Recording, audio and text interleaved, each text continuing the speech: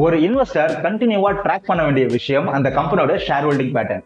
ஒரு share holding பேட்டர்னை நம்ம ட்ராக் பண்ண சொல்ல அந்த கம்பெனியோட ஃபியூச்சர் அண்ட் குரோத் பத்தி ஓரளவுக்கு நம்மளால ப்ரெடிக்ட் பண்ண முடியும். ஒரு ஷேர் ஹோல்டிங் பேட்டர்ன் அப்படின்னா ஒரு நிறுவனத்துல எக்ஸிஸ்டிங் ஷேர்ஸ்ல எவ்வளவு பர்சன்டேஜ் ஆஃப் ஷேர்ஸ் வந்து ப்ரொமோட்டர் வச்சிருக்காங்க, கவர்மெண்ட் எவ்வளவு ஹோல்டிங் வச்சிருக்காங்க, டிஐஏன்னு சொல்லக்கூடிய இந்தியன் மியூச்சுவல் ஃபண்ட் கம்பெனிஸ் எவ்வளவு ஹோல்டிங் வச்சிருக்காங்க, பிளஸ் எஃப்ஐஐ அண்ட் எஃபிஐ எவ்வளவு ஹோல்டிங் வச்சிருக்காங்க, இது இல்லாம இன்சூரன்ஸ் கம்பெனிஸ் அண்ட் பேங்க் எவ்வளவு ஹோல்டிங் வச்சிருக்காங்க, பிளஸ் பப்ளிக் எவ்வளவு ஹோல்டிங் வச்சிருக்காங்க அப்படிங்கிற அந்த லிஸ்ட்டை தான் நம்ம ஷேர் ஹோல்டிங் பேட்டர்ன் அப்படின்னு சொல்றோம். இப்போ ஒரு கம்பெனில ப்ரமோட்டருடைய ஹோல்டிங் வந்து தொடர்ந்து கம்மியாயிட்டே போச்சு அப்படின்னா அந்த நிறுவனத்துல இன்வெஸ்ட்மெண்ட் பண்றதை அவாய்ட் பண்றது நல்லது.